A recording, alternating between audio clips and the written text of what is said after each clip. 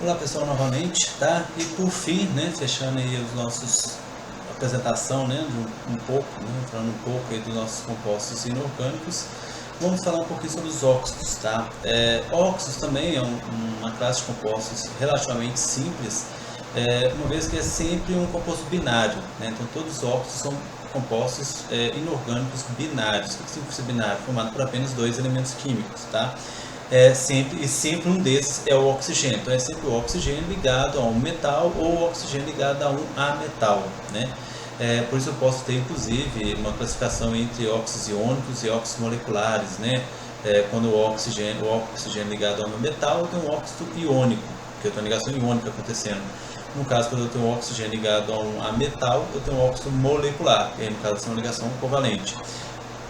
Aqui na figura tem alguns exemplos, tá? Então lá, Na2O, vou aumentar a figura, né, que fica mais fácil de visualizar. Então olha lá, tem o Na2O, né, ou seja, o óxido de sódio, abaixo o óxido de magnésio, abaixo o óxido de cobre, depois ali eu tenho nesse balãozinho que está escrito como, já dando um spoiler aqui, né, de óxidos ácidos, nós ainda vamos falar um pouquinho sobre isso, mas aí dentro do grupo de óxidos ácidos aqui eu vou ter aqui o dióxido de enxofre, trióxido de enxofre, pentóxido de fósforo, tá? Enfim, né? Então tem aqui alguns exemplos, né? Repare que é sempre o oxigênio ligado a algum metal ou a metal. Nomenclaturas de óxidos, tá? Segundo a IUPAC, né? Hoje a IUPAC, o padronizado, é sempre eu dar nome colocando um prefixo indicando a quantidade de oxigênio que eu tenho na estrutura, seguido pela palavra óxido, com a preposição de, um prefixo também representando a quantidade do meu metal ou ametal, né? Então, por exemplo, aqui, se fosse dar nome de acordo com a IUPAC, tá? Seria, no caso do Na2O, seria monóxido de sódio, monóxido de magnésio, monóxido de monocobre, tá? Ou cobre. No caso do segundo nome é mais comum eu não colocar o mono, tá? O mono pode ser suprimido, tá? Mas o di e o tri não. Lá do outro lado, um balãozinho que está já como ácido, né? Escrito ácido, dióxido de monoenxofre ou enxofre apenas. Igual lá embaixo, né? Trióxido de cromo, tá? No caso aqui de monocromo, tá? Também.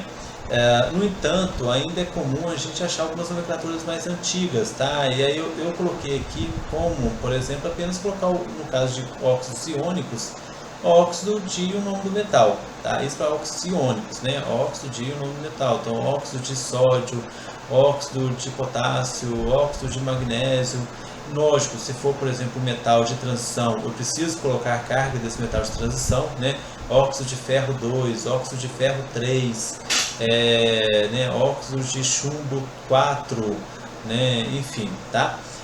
No caso, quando é óxidos moleculares, não, óxidos moleculares, a regra antiga já era a da IUPAC, né?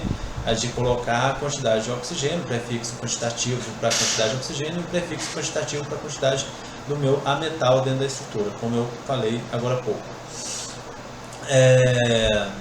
Os óxidos também vão ter uma questão de acidez e basicidade, como estava lá na imagem de abertura, né, do vídeo.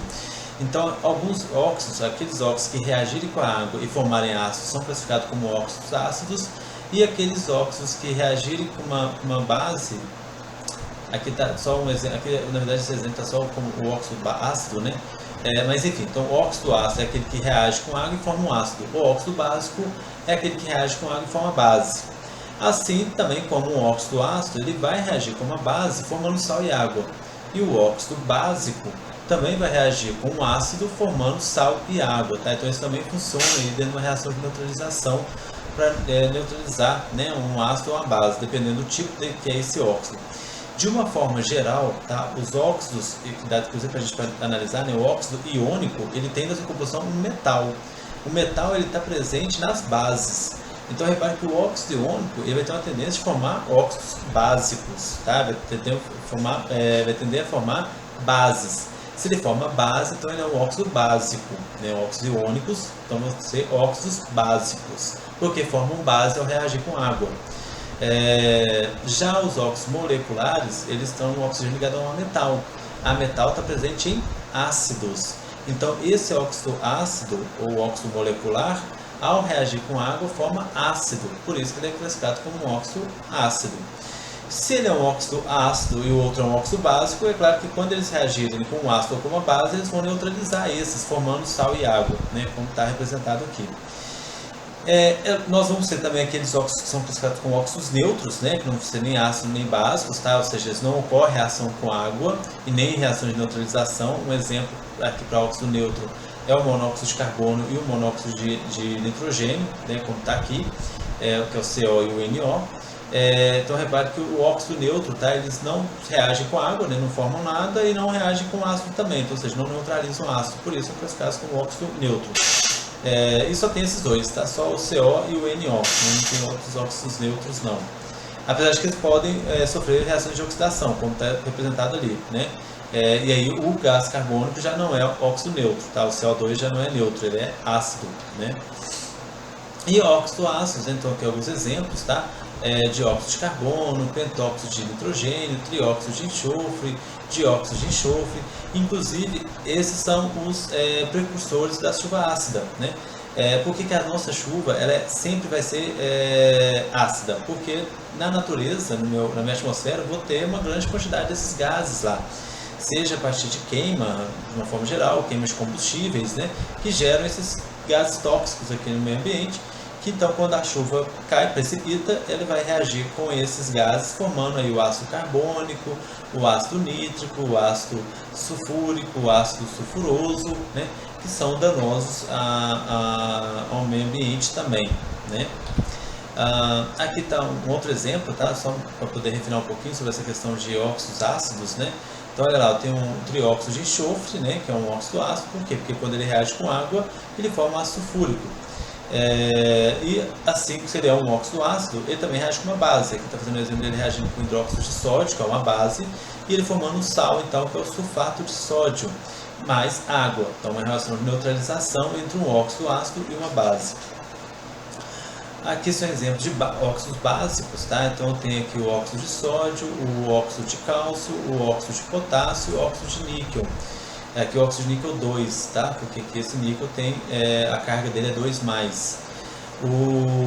Todos esses aqui, reparem então que eles vão reagir com água formando bases, né?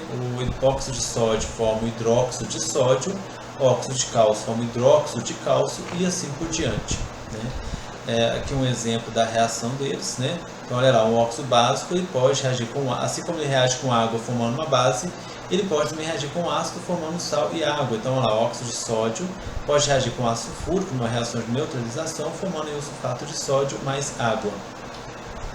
Além desses óxidos, nós temos o que nós chamamos de óxidos anfóteros, que são óxidos que podem se comportar como ácidos ou básicos, dependendo do meio no qual ele está. Que ele deu o exemplo, o óxido de zinco, né? Então, olha lá, o óxido de zinco ele consegue neutralizar um ácido, formando sal e água, e ele consegue neutralizar uma base também, formando sal e água. Sais diferentes, né? Mas é um sal e água, então ele também neutraliza. Outro exemplo de óxido anfótero é a própria molécula da água, né? O H2O é um óxido, né? O H2O é um óxido, né?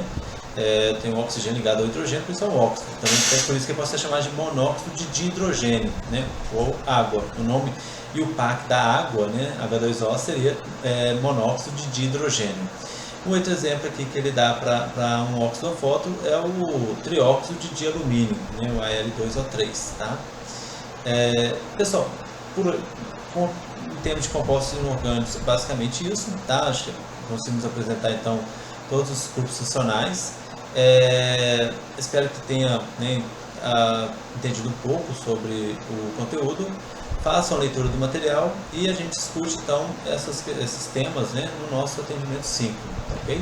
Sendo assim, até a próxima.